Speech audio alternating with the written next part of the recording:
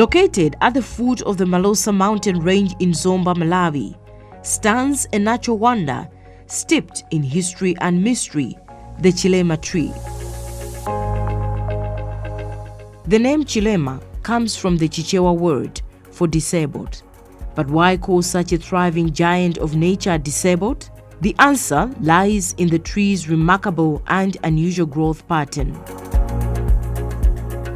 Spanning an area of 200 meters, equivalent to 2 football fields, the Chilema tree is the only one of its kind in all of Africa.